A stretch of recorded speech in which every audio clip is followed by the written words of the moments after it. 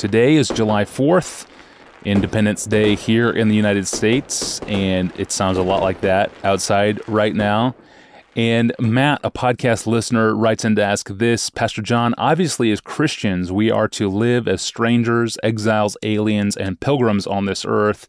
Is there an appropriate place in the Christian life for patriotism? Yes, there is.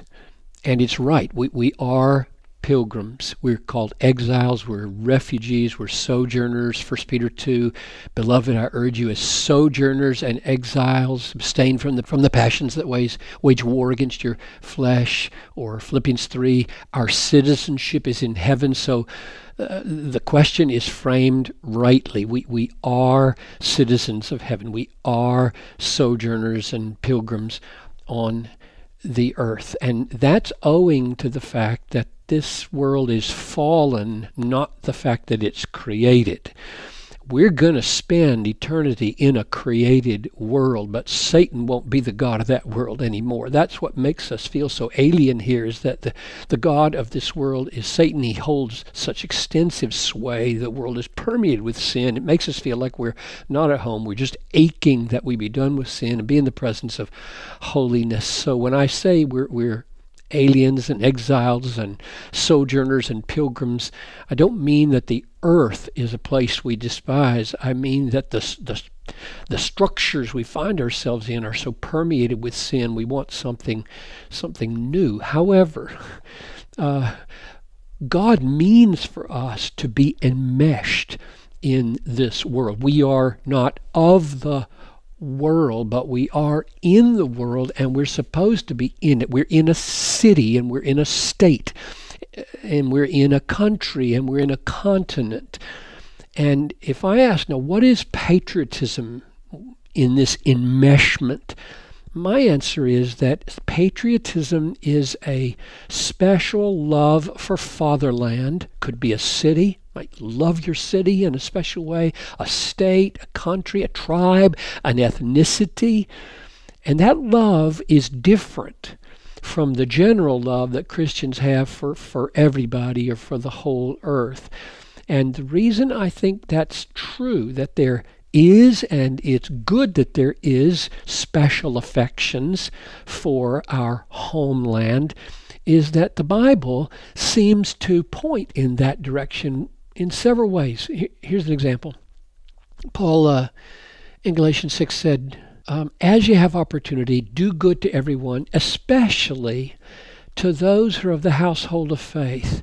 It's as though there's this specialness about those that are close to you, and there's a kind of affection for them that is different. Or 1 Timothy 5, verse 8, if anyone does not provide for his relatives, and especially for the members of his household, he's denied the faith. So it seems like it's right not just to have this general love spread over the whole world, and everybody has exactly the same affections from us, but rather there's an especially. And we know that Paul in Romans 9 said that he would, if he could, he'd be accursed and cut off from Christ for the sake of my brothers, my kinsmen according to the flesh. So there's something about this fleshness, this being bound together in a family way or a cultural way with a group that makes us love them with an unusual kind of affection.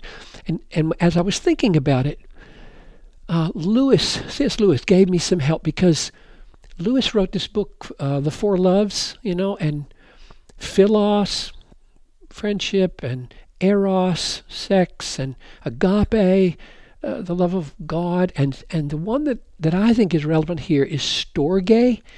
Storge is affection. It's what you feel for a pair of slippers that your wife thinks you should have thrown away a long time ago, but they fit just right. Or an old raggedy doll that a kid wants to keep, even though it's just no good for anything except that kid. Or a sweater with holes in it that you've worn to read and study in for years. Or an old tree where you carved your initials as a young couple, and you just love to go back to that tree. You love to watch that tree. That tree means more than other trees. Or the lagoon where Noel and I were engaged has a special place. So there's a kind of affection for a tree and for a city and for a fatherland, a language, a culture. Why? Because it fits you. When you leave it, get on a plane, go to another country, there can be excitement and challenge and stimulation, and you may even find those other cultures superior in some ways to your own. But when you come home, it fits like the slippers fit. It's just full of good associations, like the tree where you carved your initials. So it seems to me that this is good.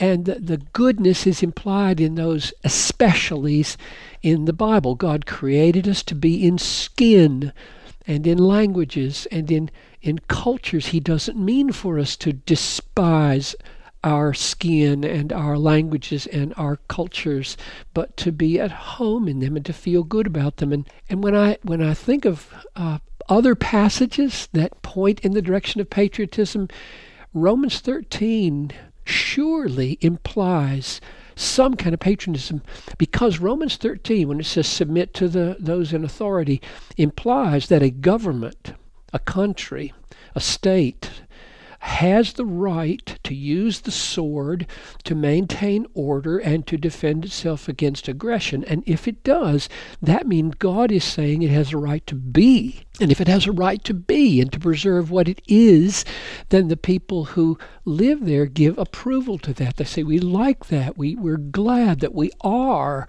and that we are culturally the way we are. And they can say that without putting down other cultures. You don't have to be negative about England because you're pro-America in the sense of loving some of the distinctives that God has made in this place. So I think I would probably wrap it up by saying, whatever form your patriotism takes, let it be with a deep sense that we are more closely bound to brothers in Christ in other countries and other cultures than we are to our closest unbelieving compatriot in the fatherland. God is our King and no man. His kingdom is our final allegiance. But under that banner, it is right to be thankful that God gave us our land freely, thankful that people paid a high price to preserve it, and thankful that we have these slippers that feel so comfortable.